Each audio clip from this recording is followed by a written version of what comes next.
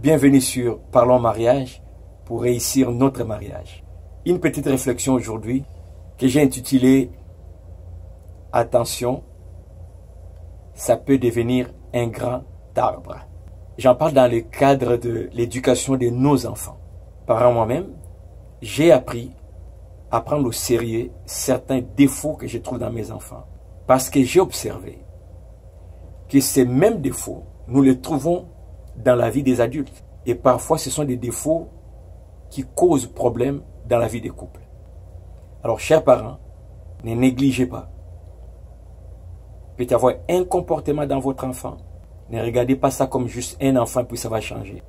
Parce que ça peut continuer, cette petite graine, et devenir un arbre qui va donner les fruits dans les mariages. Et c'est celui qui aura épousé votre fille ou votre fils qui va cueillir ces fruits, mais que ça sera un fruit qui n'est pas bon à manger. Permettez-moi de prendre juste un ou deux exemples. Avez-vous remarqué qu'il y a des enfants qui ont de la difficulté à présenter des excuses lorsqu'ils agissent mal? Il peut y avoir des chicanes entre deux enfants dans la famille, et puis les parents interviennent, disent hey, écoute, tu as mal agi, va présenter tes excuses auprès de ta soeur ou auprès de ton frère. Et puis l'enfant bout. Je t'ai dit, va voir ton frère, présente tes excuses. Il trouve ça difficile d'ouvrir la bouche et de dire je m'excuse, j'ai mal agi. On peut dire que c'est juste un enfant. Oh, attention, ça peut devenir un arbre. J'ai déjà entendu un homme se plaindre. Dit, ma femme, s'il y a quelque chose qui me fait mal dans son caractère, dans son comportement, dans notre vie de couple, c'est qu'elle n'est pas capable de demander pardon.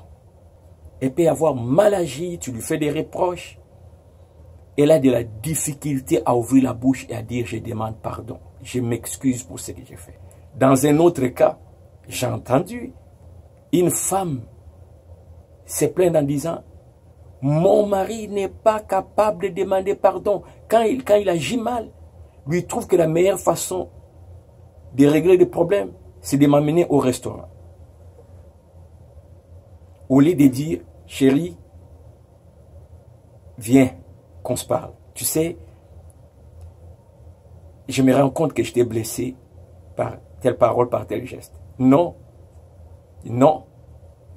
Prends sa femme, l'amène au restaurant. On mange, c'est tout. C'est une façon de calmer sa femme. Et plus il fait ça, plus la femme maintenant est habituée et finit par comprendre que c'est comme ça qu'il évite de me regarder et de dire j'ai mal agi.